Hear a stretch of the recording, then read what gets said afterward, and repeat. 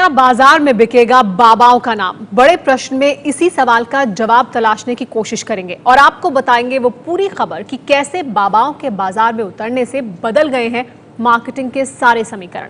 दरअसल बाबा रामदेव के बाद डेरा सच्चा सौदा के प्रमुख बाबा गुरमीत राम रहीम भी अब बाजार में अपने आश्रम के उत्पाद बेचते नजर आएंगे। इसीलिए यहाँ ये बात भी हमें सोचने पर मजबूर करती है कि कहीं ये आस्था के कारोबार का एक नया तरीका तो नहीं है। पूरी खबर में आज हम आपको हर एंगल से दिखाएंगे कि बाजार में बाबाओं के बीच कैसे जंग तेज होने वाली है, क्योंकि श्री श्री रविशंकर और बाबा रामदेव के बाद अब बाबा गुरमीत राम रहीम भी बाजार में आने वाले हैं।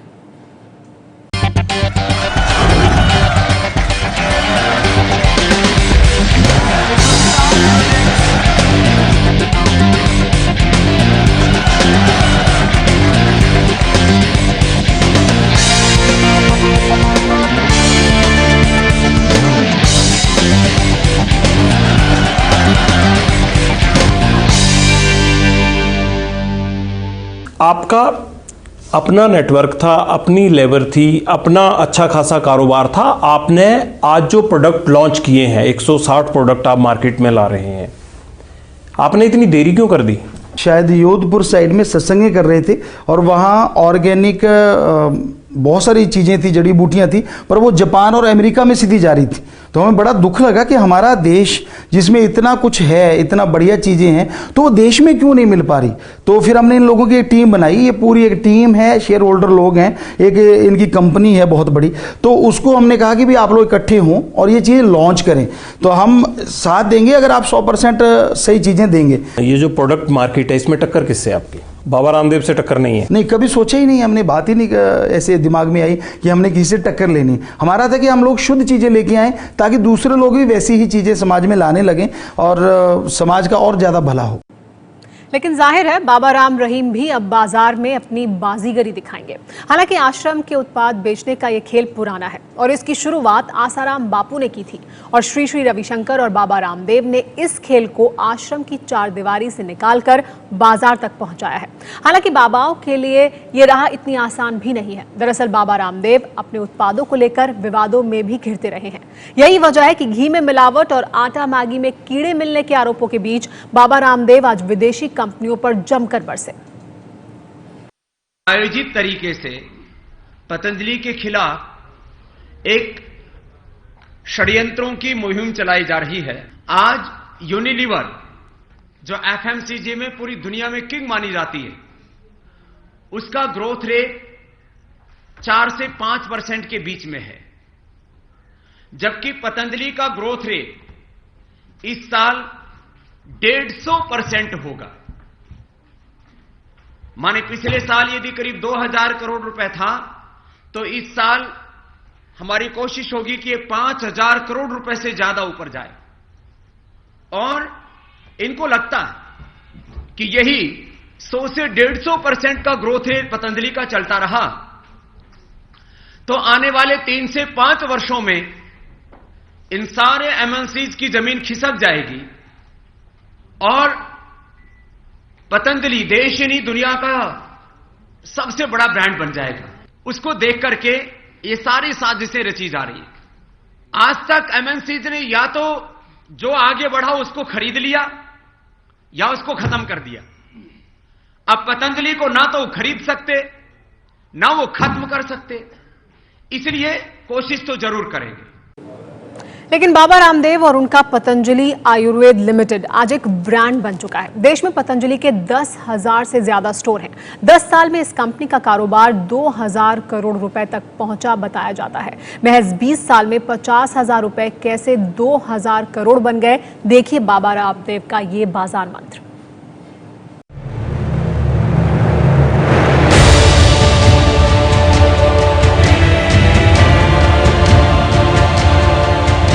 तन पर भगवा कपड़े और पैरों में खड़कते लकड़ी के खड़ाव। लेकिन योग गुरु बाबा रामदेव की बस यही एक पहचान नहीं है।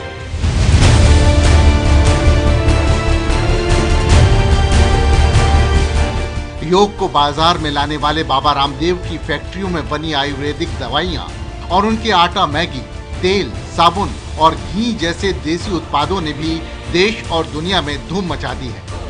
खास बात यह है कि बाबा रामदेव के प्रोडक्ट बाजार में जितनी तेजी से चमके हैं, उतनी ही तेजी से उनको लेकर विवाद भी बढ़ता गया है।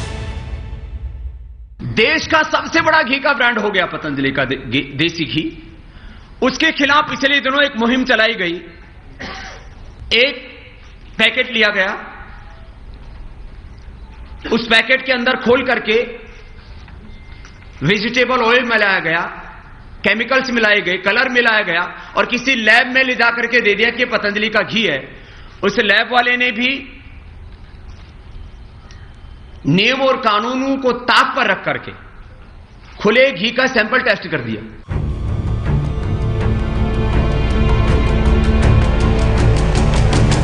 मल्टीनेशनल कंपनियों पर साजिश का आरोप लगाने वाले बाबा रामदेव कम कीमत में शुद्ध उत्पाद देने का दावा करते हैं और शायद उनकी इसी मार्केटिंग रणनीति ने दूसरी कंपनियों के सामने बड़ी चुनौती खड़ी कर दी है। लेकिन बाबा रामदेव के ब्रांड बनने का ये सफर इतना आसान भी नहीं था। करीब 20 साल पहले 1995 में योग गुरु शंकरदेव महाराज ने हरिद्वार में बाबा रामदेव और उनके दो दोस्तों बाल कृष्ण और कर्मवीर के साथ मिलकर दिव्य योग ट्रस्ट की स्थापना की थी। साल 2002 में बाबा रामदेव दिव्य योग ट्रस्ट का चेहरा बने और इसके बाद से ही वो पतंजलि योग पीठ के आर्थिक साम्राज्य को आगे बढ़ाते रहे हैं। खुद बाबा रामदेव बताते हैं कि उन्होंने अपना कारोबार महज 50,000 रुपए के दान से शुरू किया था। एक शिविर लगा हमारा दिल्ली में, अभी कुछ दिन पहले उनका स्वर्गवास हुआ श्री राम निवास गर्ग जी, तो उन्होंने हमें पहली बार 50,000 रुपये का दान दिया। ये मेरे जिंदगी का सबसे बड़ा दान था। ये करीब जो है 20-22 साल पहले की घटना है। तो वो 50,000 की हमने सीधी दवाइयाँ खरीद ली, उसके किराए भाड़े के लिए पैसे रख लिया, हम पहुँच गए। वहाँ हम सब लोग बीमार हो गए। वो ये दिन मुझे याद, उसके बाद कभी बुखार नहीं आया मुझे ज़िंदगी में। करीब ये 20 साल पहले की घटना है। तो इतना भयंकर बुखार हो गया कि किसी को होश ही नहीं। मुझे भी हो गया, श्रद्धेय आचार्य वाक्षण जी को भी हो गया, आचार्य श्री कर्मवीर जी को भी हो गया और पूज्याचार्य कर्मवीर जी, आचार्य वाक्षण जी, एक मॉरिशस का बच्चा हमारे साथ पढ़ता था, रहता था, वो सुनील उसका नाम था, तो उसको भी बुखार हो गया।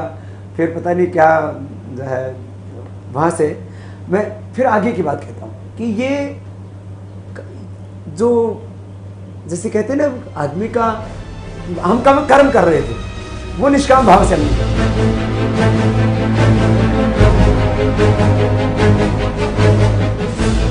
बाबा रामदेव ने शुरुआत में अपने योग शिविरों को ही दवाओं की मार्केटिंग का जरिया बनाया था, लेकिन जितनी शोहरत उन्हें योग से मिली, उतनी ही वो अपने आश्रम की दवाइयों को लेकर विवादों में भी घिरते रहे।